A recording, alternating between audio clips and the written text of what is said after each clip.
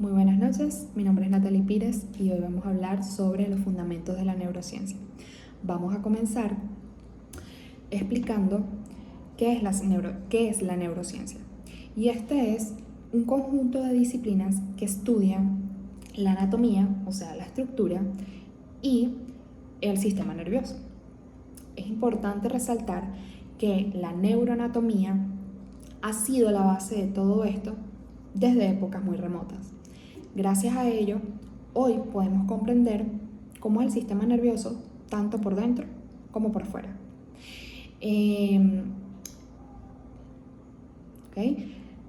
También podemos entender cómo funciona cuando hay alteraciones o enfermedades.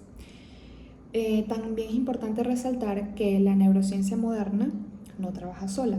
En realidad es una fusión de muchas disciplinas que estudia desde la biología celular y molecular hasta el estudio del desarrollo de la embriología. También integra la anatomía, la fisiología y se relaciona directamente con la psicología. Esto nos ayuda a entender cómo influyen nuestras conductas y en las enfermedades. Ahora pasamos a la parte de la historia.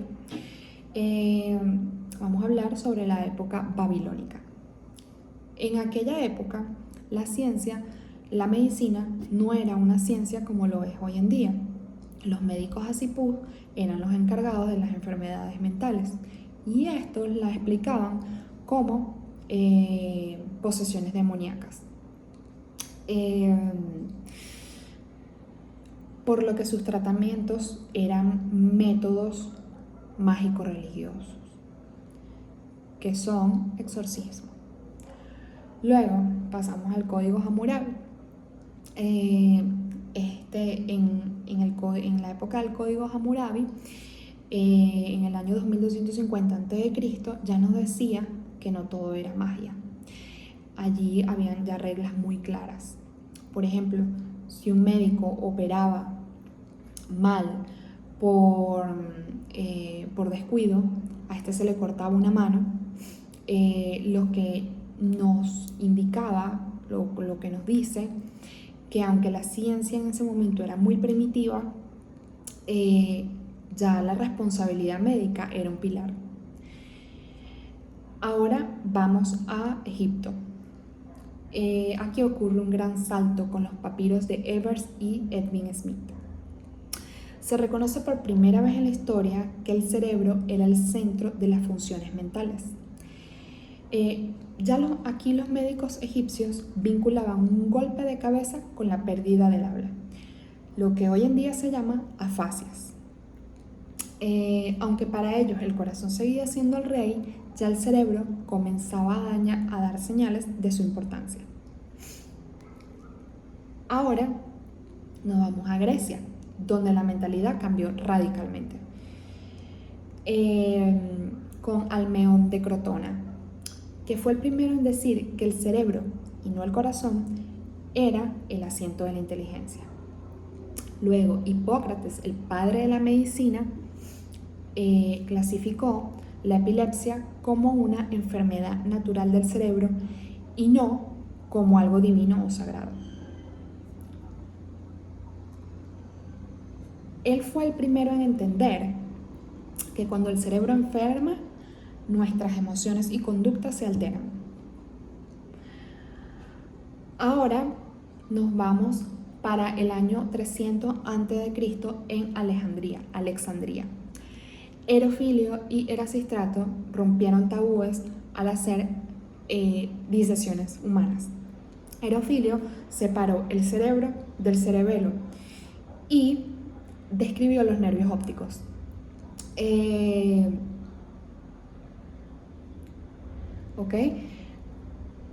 Erasístrato fue más allá.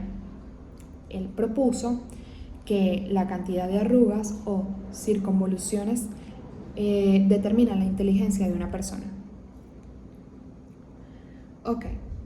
Ahora nos damos un salto hacia el siglo XIX con Santiago Ramón y Cajal. Él demostró la teoría neural. te decía que el sistema nervioso no es una red pegada, ¿ok? Sino que está hecho por células individuales llamadas neuronas. Junto a él, Sherrington nos describe la sinapsis, que es la conexión entre ellas. Ahora, ok, con esto la neurociencia dejó ser solo anatomía para convertirse en fisiología viva. Ahora nos vamos a los métodos de estudio. ¿Ok? El primer método de estudio es el método anatómico clínico, que consiste en establecer una relación directa entre una lesión, un daño en la tercera circunvolución frontal izquierda, este consiste en establecer una relación directa entre física en el cerebro y la pérdida de una función específica. Por ejemplo, Broca demostró que un daño en la tercera circunvolución frontal izquierda provocaba la pérdida del habla articulada, lo que hoy conocemos como la afasia de Broca. La histofisiología, aquí resaltamos la hazaña histórica de Santiago Ramón y Cajal, quien utilizó el método de nitrato de plata reducido para teñir las neuronas. Gracias a esto pudo demostrar que el sistema nervioso no es una red pegada, sino que está compuesta por células individuales, completando así la teoría celular. Y ya por tercero tenemos la neurología localizacionista. Este enfoque buscaba especializar cada parte de la corteza cerebral. El ejemplo máximo de Corbinian-Brodmann, quien a principios del siglo XX estudió la disposición de las capas celulares y logró identificar 52 áreas corticales distintas. Este mapa funcional es tan preciso que hoy en día se sigue utilizando como referencia en la neurociencia moderna. Ok, ahora vamos a hablar sobre los niveles de organización y comenzamos por el nivel molecular. Empezamos desde la base con nivel molecular. Aquí estudiamos la química cerebral y el material genético.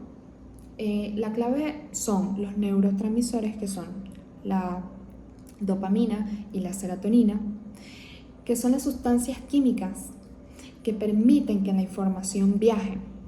Es el nivel donde la biología molecular se une con la función neuronal. Ahora vamos al nivel celular.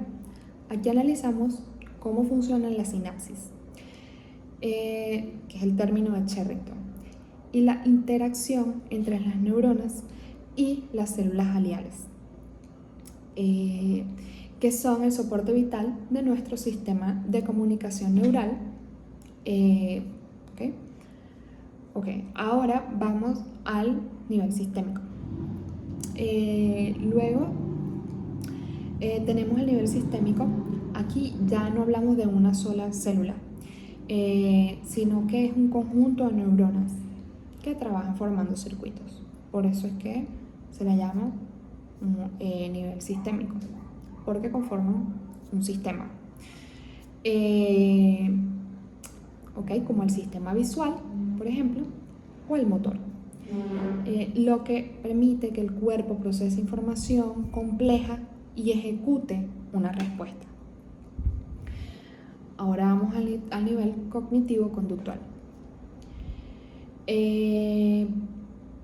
Aquí es donde estudiamos los procesos más complejos, como por ejemplo la memoria, el lenguaje, las emociones, y es el punto donde la neurociencia se conecta con la psicología para entender la mente. Y por último, tenemos la interdisciplinariedad y aplicaciones. La interdisciplinariedad es la unión de ciencias. es fundamental entender que la neurociencia no es una disciplina aislada, sino es la unión de ciencias. Primero se apoyan en la biología y en la medicina para entender la anatomía y las patologías del sistema nervioso. Segundo, se conecta con la psicología para explicar cómo los procesos biológicos se transforman en procesos mentales y conducta. Y finalmente se integra con la informática y la ingeniería, donde hoy trabajamos en la creación de redes neuronales artificiales y el desarrollo de la inteligencia artificial. Áreas de aplicación, impacto real. Esta integración nos permite aplicar el conocimiento en áreas que está cambiando el mundo. En la neurociencia, donde usamos el conocimiento del cerebro para mejorar las estrategias de enseñanza de los profesores. En la neuroclínica, fundamental para el diagnóstico y tratamiento de enfermedades neurodegenerativas, como lo es, por ejemplo, el Alzheimer y el Parkinson. Y